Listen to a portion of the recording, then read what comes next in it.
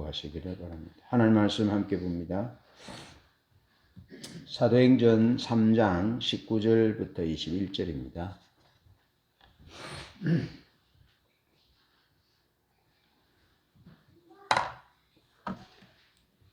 신약성경 사도행전 3장 19절로 21절.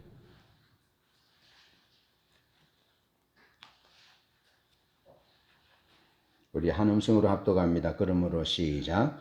그러므로 너희가 회개하고 돌이켜 너희 죄 없이 함을 받으라. 이같이 하면 새롭게 되는 날이 주 앞으로부터 이를 것이요 또 주께서 너희를 위하여 예정하신 그리스도 곧 예수를 보내시리니 하나님이 영원 전부터 거룩한 선지자들의 입을 통하여 말씀하신 바 만물을 회복하실 때까지는 하늘이 마땅히 그를 받아두리라.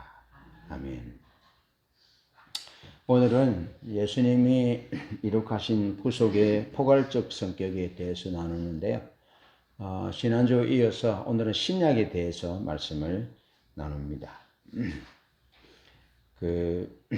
메시아에 대한 구약 성경의 예언은 모세의 글과 선지자의 글과 시편에 메시아가 이 땅에 오실 것에 대해서 하나님이 메시아를 보내실 것에 대해서 예언하고 있습니다. 그래서 예수님도 누가복음 24장에서 엠마오로 가는 제자들에게 성경을 풀이해 줍니다. 대화하면서 성경을 풀어주는데 엠마오 도상의 두 제자는 예수님이 메시아로 오실 것에 대한 구약 성경의 내용을 알고 있지만 실제로 예수님에게 그 사실이 이루어진 것에 대해서는 인식을 하지 못하고 있습니다. 그래서 예수께서 모세의 글과 선지자의 글과 시편에 내게 대하여 예언하고 있지 않느냐라고 말씀하시는 거예요. 그리고 우리가 예수님께서 모세의 글이다, 선지자의 글이고 시편에 내게 대하여 메시아를 보낼 것에 대해서 기록하고 예언하고 있지 않느냐라고 말할 때 그것을 모세의 글과 선지자의 글과 시편의 일부분으로 아는데 그것은 사실 구약 성경의 전체입니다. 그러니까 구약 성경에 하나님이 메시아를 보내주실 것에 대해서 예언하셨다 하는 겁니다. 엄청나게 예언하셨다라는 것이고 우리가 이미 살펴보았듯이 출애굽의 구속이 포괄적 구속이었던 것처럼 예수님의 사역이 포괄적인 구속 사역이었다라는 겁니다. 그런데 예수님 시대의 유대인들 또한 그들이 기다리는 그 구속이 포괄적인 영역이었다는 겁니다. 정치적인 영역이 그랬고 로마의 압제하에 있으니까 정치적인 부분 그리고 경제적인 부분 얼마나 어렵습니까? 수탈을 당하고 있잖아요. 경제적인 부분들. 사회적으로 유대인이지만 얼마나 나누어져 있는지 모릅니다. 유대인과 사마리아인이 나누어져 있고 북과 남이 나누어져 있고 부자와 가난한 자가 나누어져 있고 여자와 남자 아이들과 수많은 사회 계층들이 나누어져 있잖아요. 그리고 영적으로 메시아가 오기를 갈망하는 그렇게 예수님 시대 유대인들은 구약의 유대인들입니다. 예수님이 돌아가시지 않으셨기 때문에 아직은 구약 시대입니다. 그래서 성전 중심으로 제사가 드려졌습니다. 그들에게 그 구약 시대 유대인들 또한 메시아에 대한 기대가 하나님의 구속이 포괄적인 구속에 대한 기대를 하고 있었다라는 겁니다. 그러면서 예수님이 선포하신 내용과 또 구현하신 사역으로 구현하신 그 하나님 나라의 성격 또한 포괄적인 것이었다라는 겁니다. 우리 삶의 개인의 삶의 전 영역이고 모든 나라, 모든 국가, 모든 피조 세계, 자연 만물까지 하나님이 다스리시고 예수께서 다스리시고 영향을 주시고 예수의 발 앞에 꿇게 하시고 심지어 죽음까지 흑암의 세력인 귀신들조차도 풍랑조차도 예수님의 명령에 순종하는 그런 내용들을 예수님의 사역을 통해서 우리가 알 수 있는데 예수님의 사역이 포괄적인 구속의 사역이었다는 겁니다. 오늘은 구약과 예수님의 사역에 이어서 사도들이 예수님의 사역을 인식하기를 예수님의 사역은 포괄적인 구속의 사역이었다라고 그의 서신서를 통해서 광범위한 전 우주적인 사건임을 우리에게 말하는데 그 내용을 간단하게 살펴봅니다. 첫 번째로 우리가 생각해 보아야 할 것은 구속에 대한 오해, 구속에 대한 폭넓은 시각이 필요하다는 겁니다. 자, 유대인들의 오해는 선택에 대한 오해를 하고 있었습니다. 그러니까 하나님이 아브라함을 선택하셨고 아브라함의 후손으로 하나님이 우리를 선택했다라는 겁니다. 그러면 선택의 교리에서 우리가 흑백 논리로 이분법적으로 이원론적으로 접근하지 않아야 되는데 그것은 굉장히 위험한 접근이고 발상입니다. 잘 보세요. 하나님이 아브라함을 선택하셨고 아브라함의 후예로 이스라엘 선택하셨다라는 의미는 다른 사람들과 다른 민족들을 다른 나라들을 버리셨다라는 의미가 아닙니다. 아니에요. 그러니까 아브라함이 하나님이 복이 될 것이라 말씀하셨잖아요. 복의 근원이 될 것이라 말씀하셨고 너로 인하여 천하 만민이 복을 얻을 것이라 그랬습니다. 이 하나님의 약속은 아브라함과 이삭과 야곱에게 주어졌고 이스라엘에게 주어졌고 하나님의 역사에 계속 흐르는 중심 주제가 천하 만민이 복을 얻는 구원을 얻는 죄악으로 인하여 상실된 이 하나님과의 관계가 회복되는 것이 하나님의 뜻이에요. 자, 그렇다면 왜 아브라함을 선택하셨냐면 아브라함을 대표 주자로, 대표 선수로.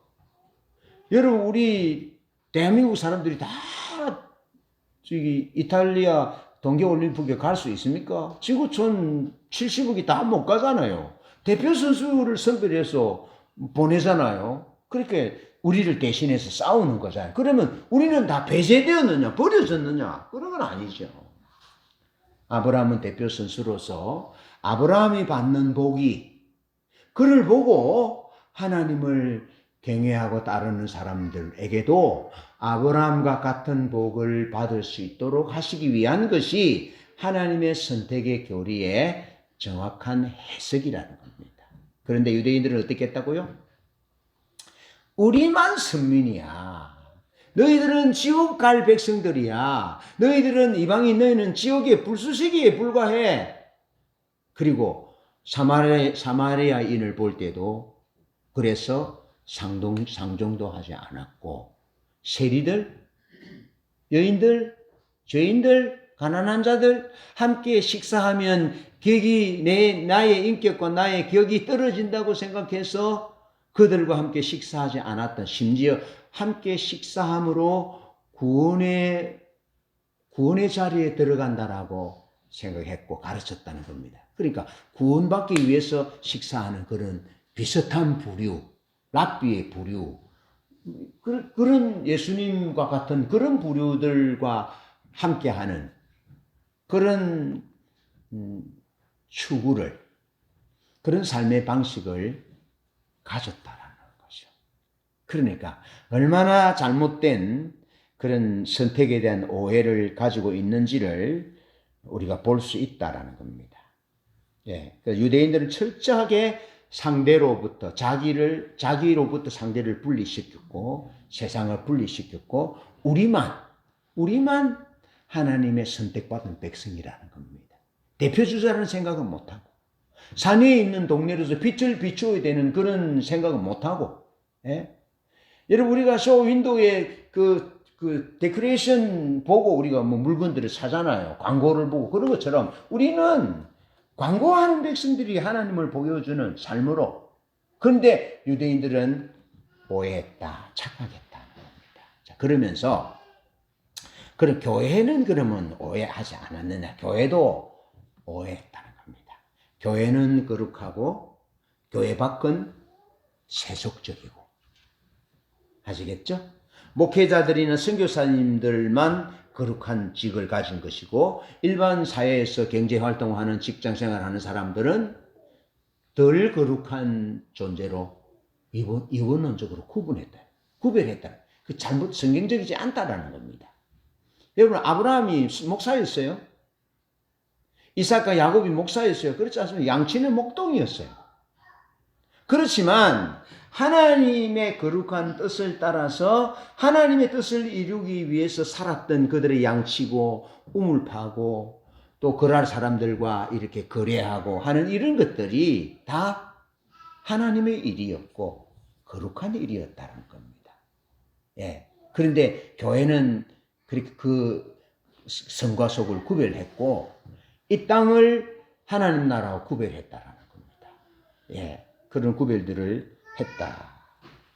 그래서 나타나는 것이 십자군 전쟁이 일어나고요. 십자군 전쟁의 폐해는 이루 말할 수가 없습니다. 그리고 홀로코스트나 여러 가지 수많은 전쟁과 식민지 전쟁, 식민지 개척 전쟁, 그 다 예수 믿는 나라들이 일으킨 겁니다.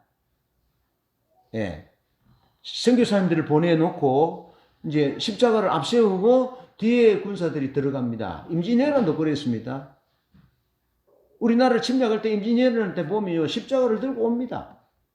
그렇게 했다는 겁니다. 얼마나 우리가 교회가 역사적으로 복음에 대해서 하나님의 나라에 대해서 하나님의 뜻에 대해서 오해했는지를 보여주는 거죠.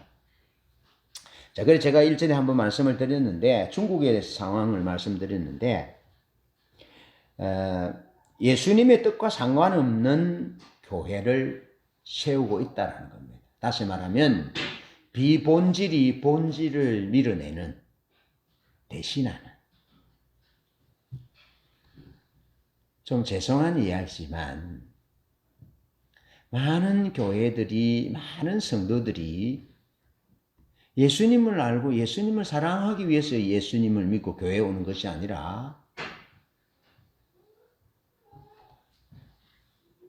장로 되려고 권사 되려고 교회 와요.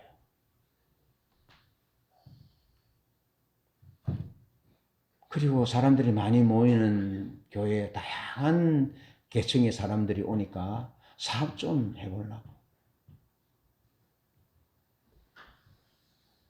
예수님이 채찍을 들어서 비둘기 파는 자들과 돈 바꾸는 자들의 상을 뒤엎으신 것은 비단 2000년 전의 일뿐 아니라 오늘 이 시대도 그렇다는 겁니다.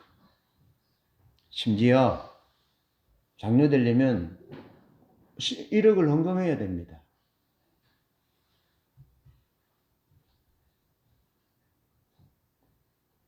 매점 몇 석이죠. 돈을 주고 직책을 사는 겁니다. 교회가 그렇다는 겁니다. 성경에 없는 여러 가지 일들을 막 만들어서 계급화하고 신분화하고 또 그것을 좋아하고 그걸 따르고 그런 비본질적인 것이 본질의 자리를 대체하는 그러면서 선교지와 상관없는 선교사나 목회자의 신학이 선교지와 교회를 이끄는 여러분 우리가 목회자가 개인의 신학은 중요하지 않습니다. 하는 말씀이 중요합니다. 그래서 제가 지난주에 한번 말씀드렸잖아요. 영국 교회 목사인 데이비드 패턴이라는 분이 1953년에 책을 썼어요. 책을 썼는데 베이징과 충칭, 푸저우 등에서 10년 동안 그리스도의 교사와 행정가로 사역을 했어요. 그리고 이제 1953년에 책을 썼어요. 그러니까 공산주의 운동이 일어나는 과정들을 쭉 겪고 그 후에 이제 1953년에 썼어요. 우리나라 1950년에 6.25 전쟁이 공산주의의 진영과 자유주의 진영과의 대립이었잖아요. 예, 그런 이제 그 중국의 상황이 그런 상황이 그 이전 상황이니까 그런 상황이었는데 그는 그 기독교 선교와 하나님의 심판이라는 책에서 중국 공산주의 혁명 이후 선교사들이 중국으로부터 패주한 것에 대해서 분노와 좌절을 그의 책 기독교 선교와 하나님의 심판이라는 책에서 토로하고 있습니다. 이 제목이 기독교 선교와 하나님의 심판, 그것도 상황은 중국입니다. 자, 선교사들은 왜 그렇게 토로하느냐, 분노와 좌절을 토로하느냐 하면 그 데이비드 패턴은 그가 본 관점은 선교사들은 제국주의와 마르크스가 공산주의죠. 마르크스가 지닌 힘을 이해하지 못했다라는 겁니다. 여러분, 선교사님들이 싸우겠습니까? 나가서? 세상에 나가서 싸우지 않습니다. 심지어 큰 소리도 치지 않습니다. 그러니까 양같이 순결해요. 순진해요. 거기에 머물러 있었다는 겁니다. 주님은 어떻게 말씀하고 있습니까? 너희는 양같이 온순하고 비둘기같이 온순하고 양같이 온순하고 뱀같이 지혜로우라 하거든요. 요거만 있는 거예요. 뱀같이 지혜로우는 말이 무슨 얘기냐면 제국주의의 야욕이 뭔지 마르크스의 야욕이 뭔지 그 결국 마지막은 무엇인지 그것을 꿰뚫어 보고 성도들을 무장하여 깨어 있도록 만들고 공동체를 그래서 깨어 무장하는 그래서 잠들지 않는 공동체를 만들어야 되는데 그렇지 못했다는 겁니다. 그냥 얌전하고 온순하고 근데 괜찮은 사람으로 그렇게 머물렀다라는 거예요. 그걸 토로하는 거예요, 지금. 데이비드 패턴이 그러면서 선교사들의 구조와 정서, 건축 양식과 찬송가는 외국풍이었다. 그러면서 이질적이며 무기력한 교회를 세웠다. 또한 그들은 지나치게 오랫동안 권세를 붙잡고 있었으며 세속적 권세겠지요. 자리 다툼하는 것을 말하겠지요.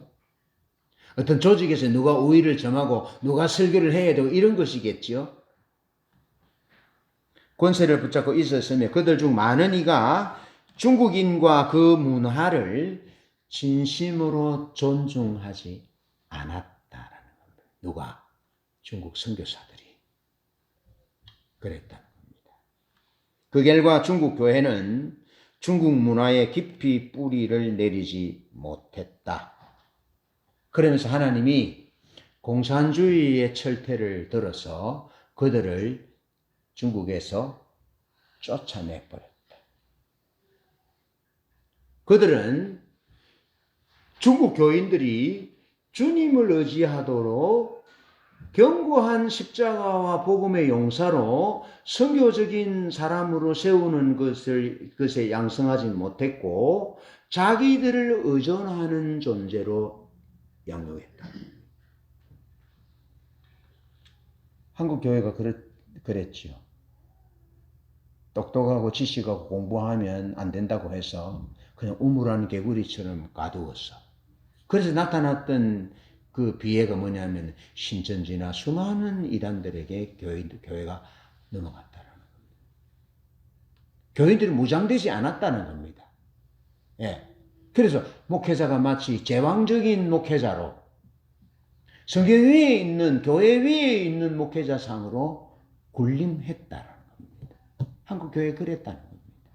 그래서 목회자는 거룩하고 선교사는 거룩하고 성도들은 하는 일이 거룩하지 않는 일이고 세상적인 일이기 때문에 덜 거룩한 일이라고 가르쳤다는.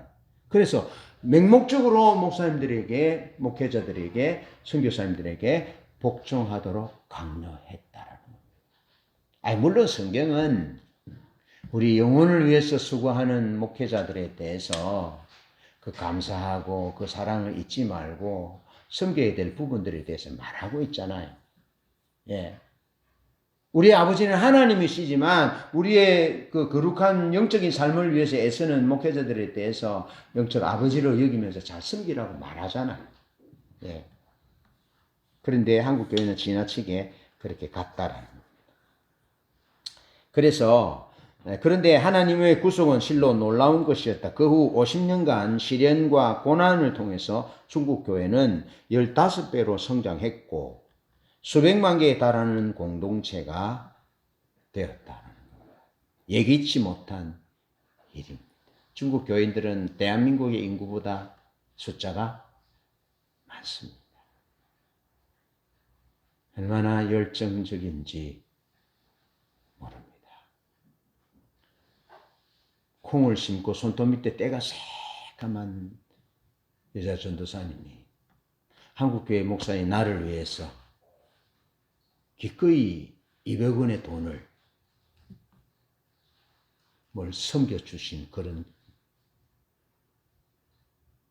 모습이 있었어요. 지금도 기억합니다.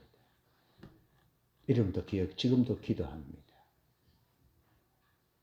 그런 교회로 세워졌다라는 겁니다. 여기 제가 질문을 하나 던집니다. 하나님은 공산주의를 사용하실까요? 사용하지 않을까요? 지금 중국의 예를 보면 하나님은 공산주의를 사용하십니다. 여러분, 고레스는 유대인입니까? 이방인입니까? 이방인입니다. 그런데 성경은 고레스를 하나님이 뭐라 그럽니까? 나의 종이라고 그럽니다. 나의 종.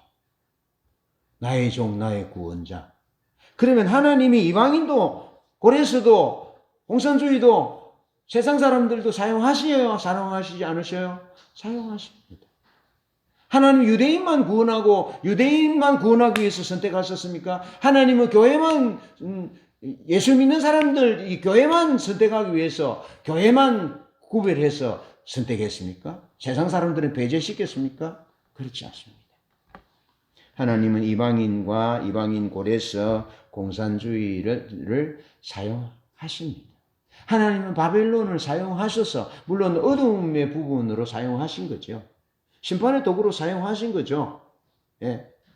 그렇지만 하나님은 크신 분이고 하나님의 선교의 영역은 온 우주요, 온 세상이요, 모든 이념과 사상을 초월한 모든 나라, 대양, 모든 대륙이다라는 사실을, 모든 우주적인 영역이라는 사실을 기억하셔야 한다. 그래서 그런 오해로부터 좀 큰 사랑, 하나님이 그런 분이기 때문에 하나님을 알면 그렇게 오해하지 않는다라는 겁니다. 그걸 첫째로 이제 던지면서 두 번째, 하나님의 계획은, 하나님의 그 구속에 대한 계획은 포괄적인 구속이다라는 겁니다. 포괄적으로.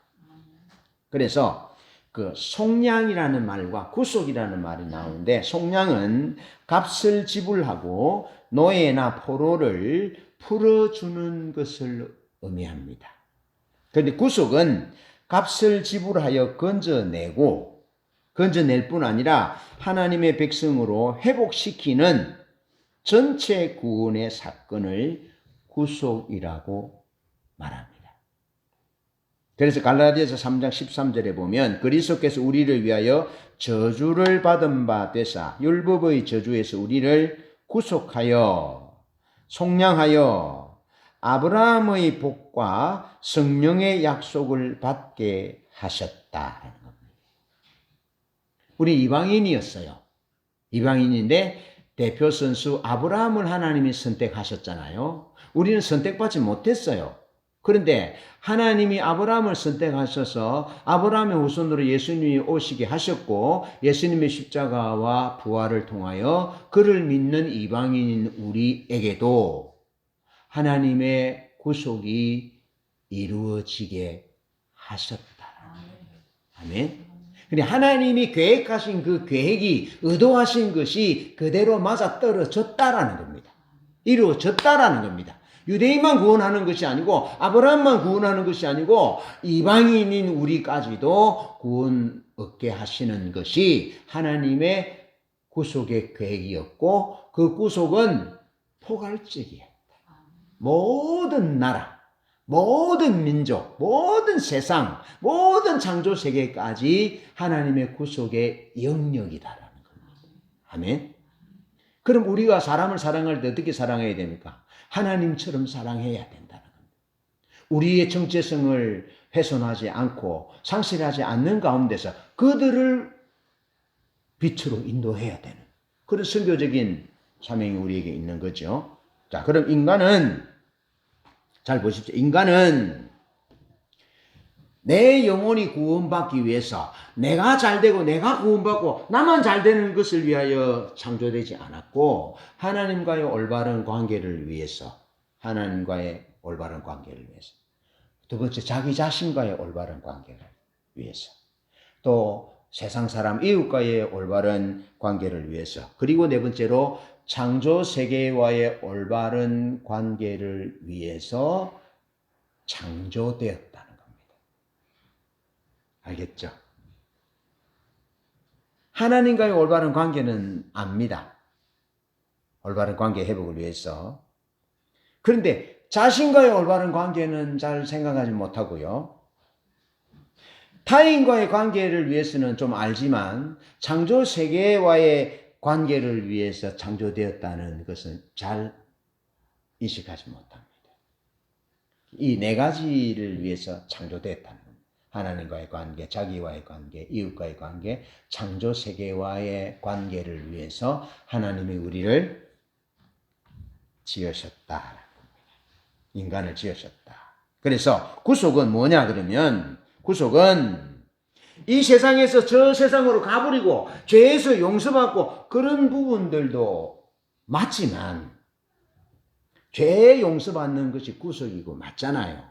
그런데 구속은 하나님 더 넓은 의미로 하나님과의 올바른 관계를 토대로 다시 말해 올바른 관계로 회복되어서 조화로운 삶을 사는 것이다 이 말이죠. 나만 구원받고 나만 축복받고 나만 잘 사는 것이 아니고 은혜를 받아 잘 사는 것이 아니고 하나님의 그 네 가지의 올바른 관계를 토대로 해서 조화로운 삶을 사는 거다.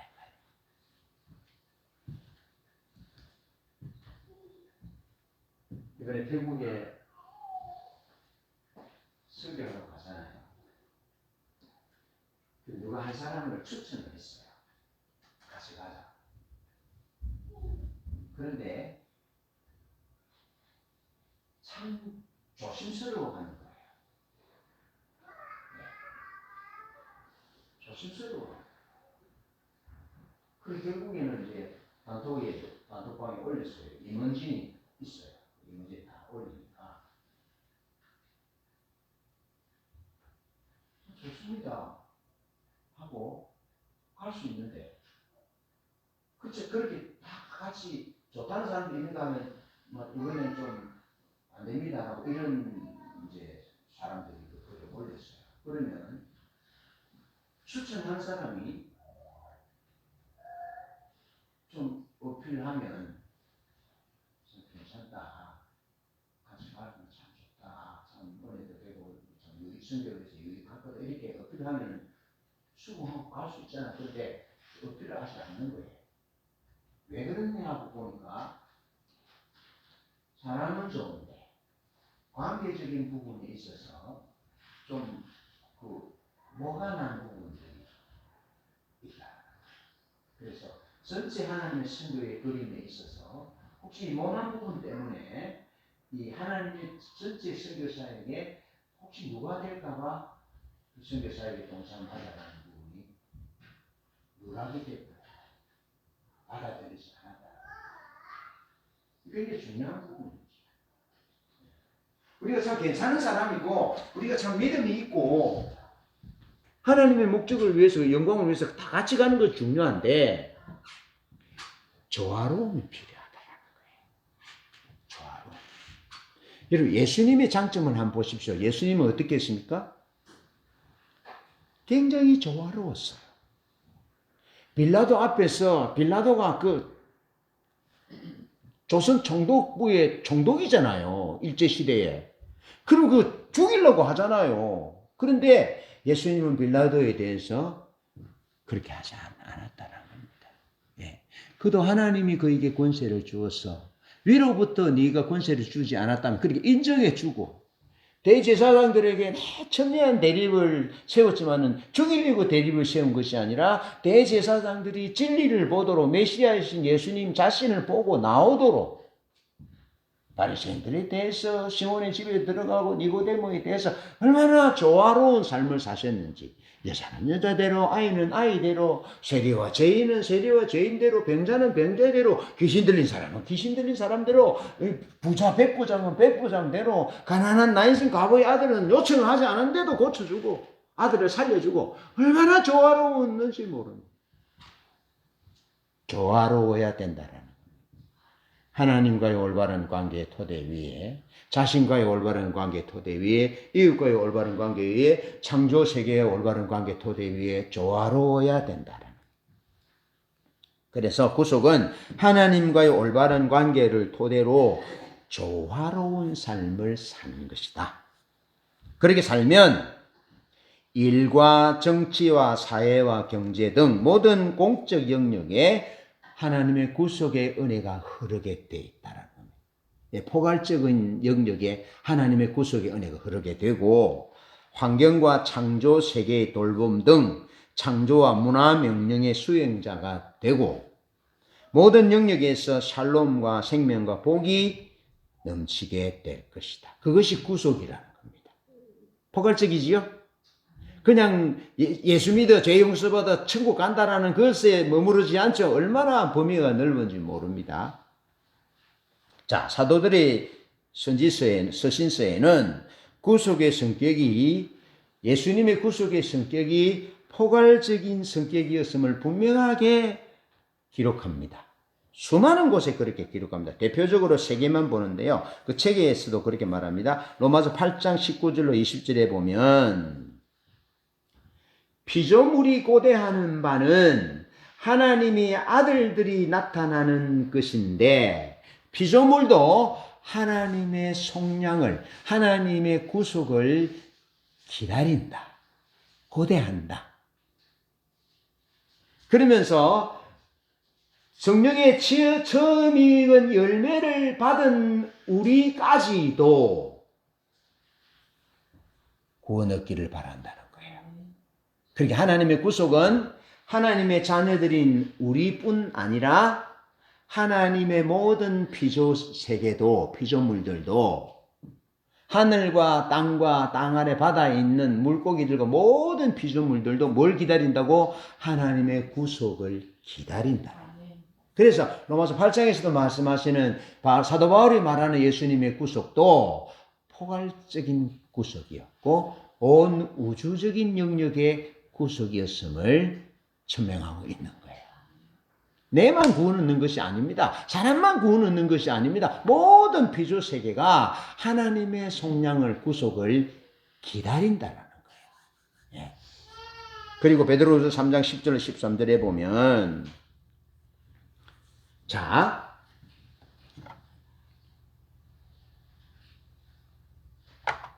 다니엘서에 보면 큰 돌이 세상의 왕국을 무너뜨리잖아요.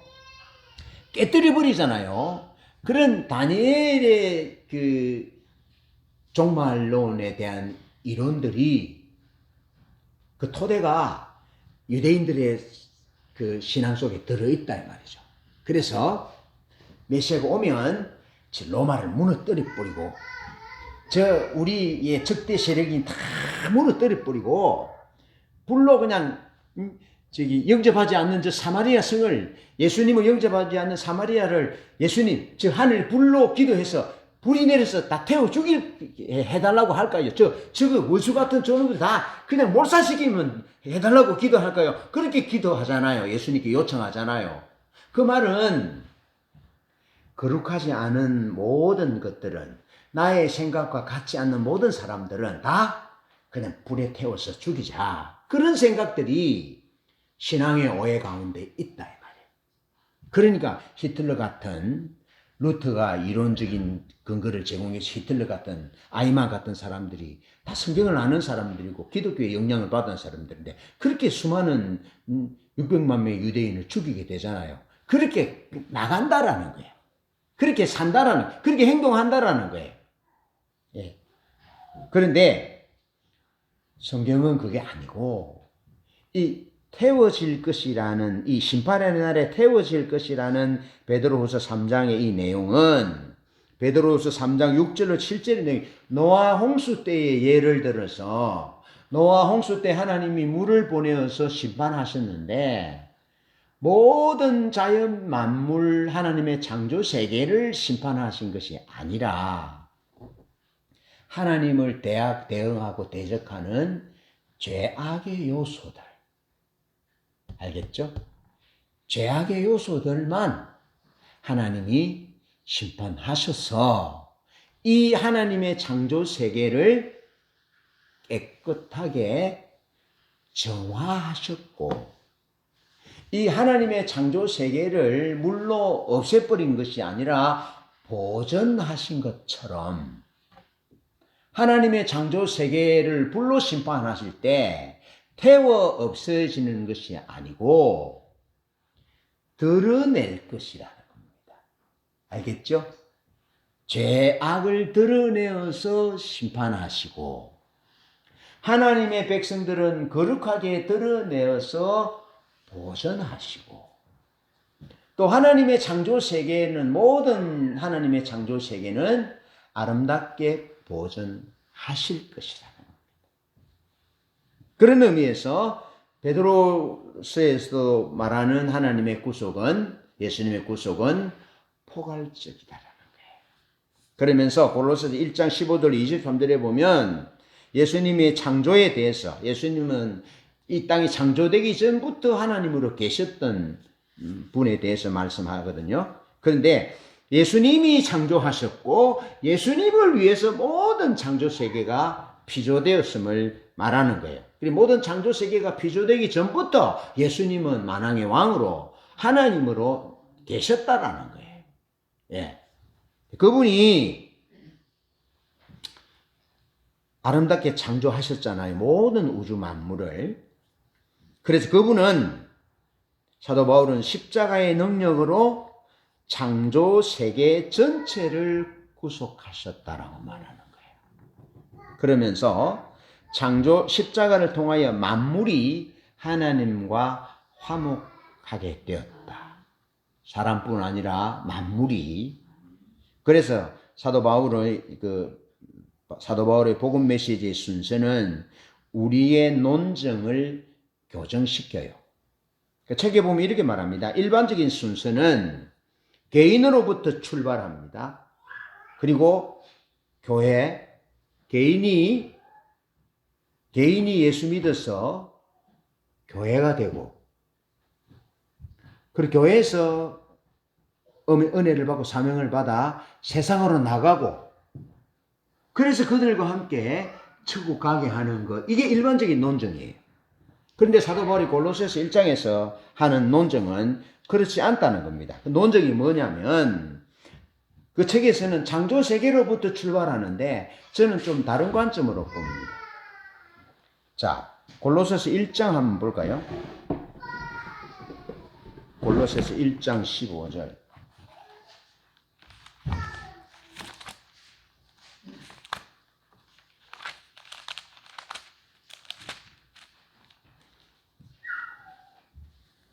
자, 1장 15절 보면요. 자, 15절 봅니다. 시작. 그는 보이지 아니하는 하나님의 형상이시요 모든 피조물보다 먼저 나신 이시니. 자, 제일 처음에 복음의 논증이 누구로부터 시작합니까? 그리스도로부터 시작합니다. 창조세계가 시작이 아니고 그리스도가 시작입니다. 그 책에서는 창조세계로 이렇게 논증한다고 적어놨어요. 근데 자세하게 이제 보니까 그거는 창조세계가 아니고 그리스도가 출발점이라는 거예요. 알겠죠? 복음 메시지의 순서가 첫 번째가 하나님이라는 거예요. 하나님이 주어라는 거예요. 하나님이 주인공이라는 거예요. 예, 그리스도 예수가 주인공이라는 거예요. 그 그리스도 예수가 하나님이 두 번째는 뭐 하셨다고요? 16절 시작. 만물이 그에게서 창조되되 하늘과 땅에서 보이는 것들과 보이지 않는 것들과 혹은 왕권들이나 주권들이나 통치자들이나 권세들이나 만물이 다 그로 말미암고 그를 위하여 창조되었고 또한 그가 만물보다 먼저 계시고 만물이 그 안에 함께 섰느니라. 그렇게 말하잖아요. 두 번째가 뭐라고 하면 하나님의 모든 창조 세계라는 겁니다. 예, 그래서 출발이 하나님으로부터 출발하고 복음의 메시지의 순서가 하나님이 출발. 그 다음에 하나님이 모든 창조 세계를. 그 다음에 18절 시작. 그는 몸인 교회의 머리시라. 그가 근본이시요 죽은 자들 가운데서 먼저 나신 이시니 이는 친히 만물이 어뜸이 되려 하심이요 아버지께서는 모든 충만으로 예수 안에 거하게 하시고 그의 십자가의 피로 화평을 이루사 만물 곧 땅에 있는 것들이나 하늘에 있는 것들이 그로 말미암아 자기 화목하게 되기를 기뻐하심이라. 전에 악한 행실로 멀리 떠나 있는 마음으로 원수가 되었던 너희를 이제는 그의 육체의 죽음으로 말미암아 화목하게 하사 너희를 거룩하고 흠이 없고 책망할 것이 없는 자로 그 앞에 세우고자 하셨으니 만일 너희가 믿음에 거하고 터 위에 굳게 서서 너희 들은 바 복음의 소망에서 흔들리지 아니하면 그러하리라. 이 복음은 천하 만민에게 전파된 바요 나 바울은 이 복음의 일꾼이 되었노라. 아멘. 그래서 출발이 예수님이고 모든 창조 세계와 그 다음에 교회 그리고 이제는 총체적인 선교인 선교회를 얘기하고 있는 겁니다. 그렇게 선포되고 있는 겁니다. 자, 예수님은 만물보다 먼저 나신 그리스도입니다. 창조와 구속의 주님이고 그리스도에 의해서 창조, 유지, 구속된 모든 창조 세계. 세 번째로 화목하게 된 그리스도의 몸된 교회로 세우려 하심이고 마지막으로 천하 만민이 복을 얻게 하려는 하나님의 계획 속에 있는 개인이라는 거예요. 예, 그렇게 순서가 복음 메시지의 순서가 그렇게 출발되고 있다라는 겁니다. 하나님 중심이고 성경적인 논정이지요. 그런데 개인으로 출발해서 교회가 세워지고 세상에 나가고 천국으로 가는 것은 일반적인 논정의 순서인데 그것은 성경적이지 않음을 골로새서 1장 15절로 23절에서는 분명하게 보여주고 있다라는 겁니다. 그래서 하나님의 계획은 구속에 대한 계획은 포괄적인 구속이다. 사람과 모든 창조 세계가 하나님과 화목하게 되고 회복되는 것이 하나님의 구속의 계획이었다라는 겁니다. 마지막으로 하나님의 구속, 포괄적 구속은 회복을 의미한다. 회복을. 그래서 성경이 말하는 구속은 세 가지인데요. 화해를, 하나님과의 화해를 말합니다. 하나님과의 화해가 이루어지면 새로운 피조물로 갱신됩니다. 새롭게 태어납니다. 그럼 세 번째가 뭐냐면은 그렇게 될 때 참된 회복이 일어난다는 겁니다. 그래서 성경이 말하는 구속은 세 가지로 화해와 갱신과 회복이라는 겁니다. 이 세 가지가 세 개 중에 하나도 없으면 안 되는 거예요. 다 같이 있어야 된다는 겁니다. 자, 그 범위는 하늘과 땅에 있는 모든 것에 적용되고 되는 포괄적이고 총체적이라는 겁니다. 그래서 구약의 예언과 예수님 시대 유대인의 갈망은 물론 예수님의 선포와 사역을 통해 구원하신 하나님 나라의 성격은 구속은 포괄적이라는 겁니다. 포괄적이다. 오늘 본문 말씀은 안전뱅이를 회복시킨 후에 유대인의 반응에 대한 베드로의 설교입니다. 베드로의 설교. 베드로가 그렇게 말합니다. 그러므로 너희가 회개하고 돌이켜 너희 죄 없이 함을 받으라. 이같이 하면 새롭게 되는 날이 주 앞으로부터 이를 것이다. 또 주께서 너희를 위하여 예정하신 그리스도 곧 예수를 보내시리니 하나님이 영원 전부터 거룩한 선지자의 입을 통하여 말씀하신 바 만물을 회복하실 때까지는 하늘이 마땅히 그를 받아두리라. 그래서 회복의 주체는 예수 그리스도시고, 그렇죠? 예수님은 구약 성경에 예언된 메시아로서 때가 되매 하나님께서 보내셨다. 그리고 세 번째, 예수 그리스도의 이름을 믿는 믿음이 이 사람을 회복시켰다. 그렇게 베드로가 이 세 가지를 설교의 주제 내용으로 설교합니다. 이 안전뱅이를 일으킨 회복의 주체는 나사렛 예수 그리스도다. 그 이름을 믿는 믿음이 이 사람을 회복시켰다. 그는 구약 성경의 메시아로 이미 예언되었고 다시 심판주로 재림하실 것이다. 그러니 너희들도 기회가 오기 전에 회개해서 하나님과의 화해를 하고 새로운 피조물로 갱신되고 이 사람처럼 회복된 존재와 삶이 되어져야 된다. 그렇게 베드로가 솔로몬 행각에 모여드는 사람에게 설교를 하고 있는 겁니다. 죄가 망쳐놓은 창조세계 전체를 고치고 회복시키는 것이 주님의 구속이고, 성전 미문의 안전뱅이에게 일어난 회복은 총체적인 회복입니다. 이 사람이 나이가 한 40대였거든요. 40살 됐어요. 그럼 이제 태어나면서부터 안전뱅이였으니까 40년 동안 부모든지 형제들이 그를 업고 성전 미문에 두었어요.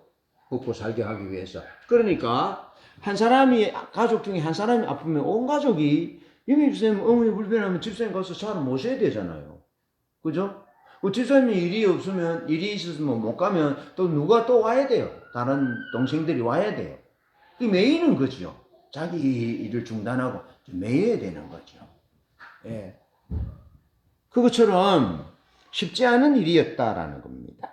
그러니까, 그리고 40년 동안 이제, 그러니, 신앙적으로도 여러분 한번 보십시오. 우리가 하나님께 저주를 받았나?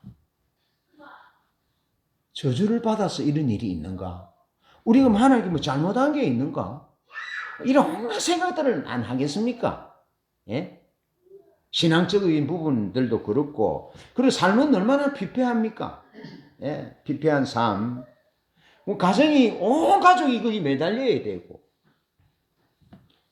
그런 삶의 미래는 또 암담하잖아요. 예, 40년 동안 그런 일이 있으니까. 그런데 이 사람을 예수님의 이름으로 고쳤어요. 할렐루야. 그러니 이 사람이 성전에서 뛰고 찬양을, 하나님을 찬양하며 놀라운 일이 일어났는데요. 이 사람이 퀴즈. 이 사람이 남자일까요? 여자일까요? 남자라고 나와 있어요? 근데 왜 남자라고 합니까? 남자일 것이다. 그럴 수도 있죠. 남자라면 장가 갔을까요? 안 갔을까요? 아니, 이제 고쳐줬으니까. 가겠죠? 그럼 여자라면 시집 가겠어요? 안 가겠어요? 갔겠죠? 그럼 결혼을 하면 신랑한테 무슨 얘기를 하겠습니까? 이 얘기를 하는데 열정적으로 대단하게 하거든. 그러니까 남자라면 여자가 거기 반했고, 여자라면 남자가 반해가지고, 저 남자하고 살면 하나님 중심으로 살겠다. 그럼 홀랑 넘어가 버리겠죠. 여자라면 저런 여자하고 살면 하고 홀랑 넘어가 버리겠죠. 그러면 애기를 낳으면 이름을 뭐라 짓겠어요? 니는 기적이라고 짓겠지. 기적으로 짓든지 예? 예? 니는 라파라고 이름을 하나님이 지어하시면 라파라고 짓든지, 니는 내가 그때 일어나서 제일 40년 만에 일어나서 제일 먼저 한 것이 춤추고 했으니까 너는 김댄스로 이름을 지어라. 예? 하나님을 찬송했으니까 너는 둘째 딸은 이름을 찬송이라고 지어라. 첫째 아들은 춤이라고 지어라. 그렇게 해서 자자손손 하나님의 은혜를 흘러보내지 않았겠냐라는 거죠. 이런 의미에서 베드로 사도가 말하는 예수님의 구속이 포괄적이라는 거예요.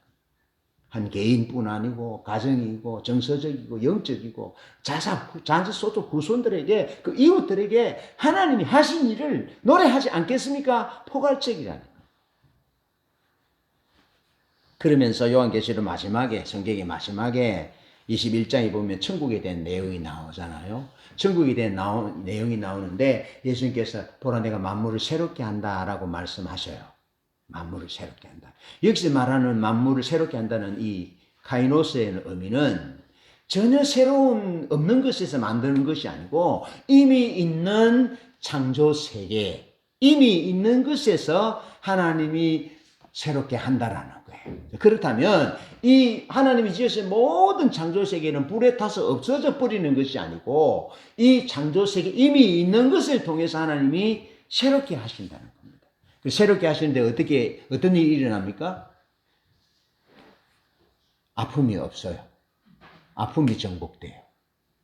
슬픔이 정복돼요. 고통이 정복돼요. 그리고 죽음이 정복돼요. 완전한 회복을 하는 겁니다. 그리고 그렇게 하나님 앞에 나와서 찬송하는 사람들은 모든 나라와 모든 열방과 방언과 족속들이 다 나와서 다시 말하면 아브라함에게 약속하셨던 천한 만민이 복을 얻게 할 거다라는 그 천한 만민이 어디에? 하나님 앞에 섰는데 그들이 어떻게 됐다고요? 회복된 사람들이다. 회복된 사람들이다. 새롭게 된 사람들이다.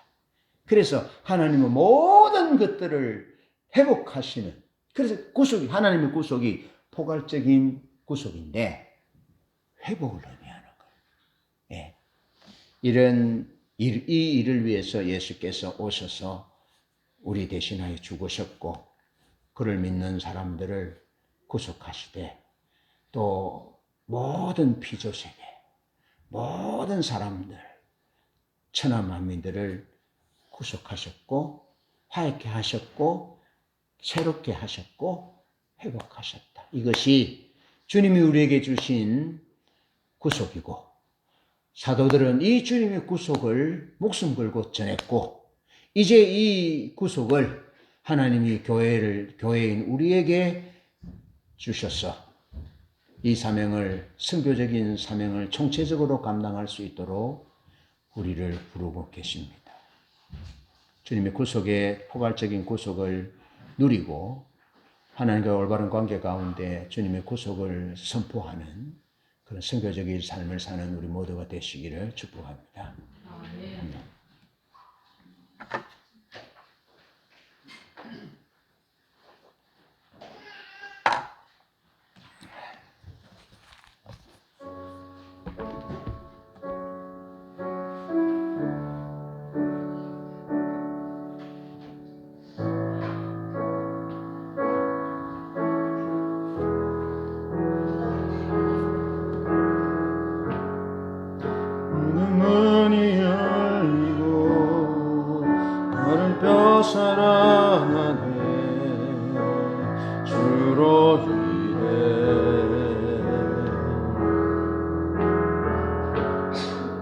거짓은 무너지고 진리가 선포되네. 이곳에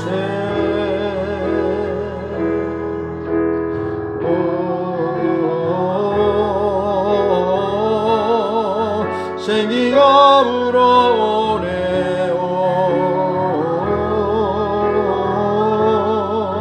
성령이 일하시네.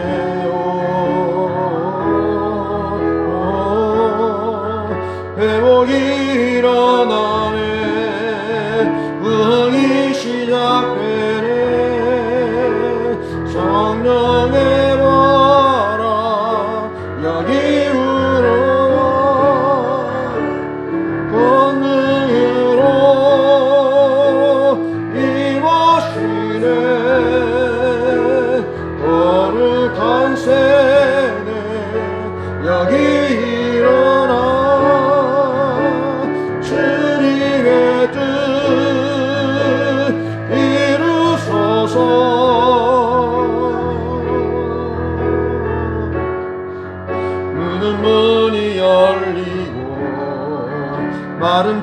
살아나네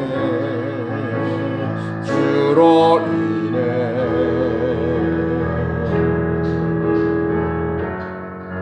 거짓은 무너지고 진리가 선포되네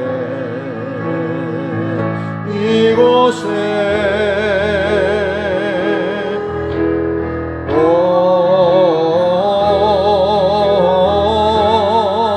생기가 불어오네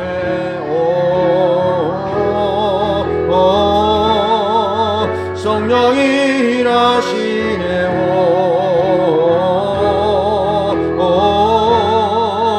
회복이 일어나네 부흥이 시작되네 성령의 바람 여기 불어와 권능으로 임하시네 거룩한 새 여기 일어나 주님의 뜻 이루소서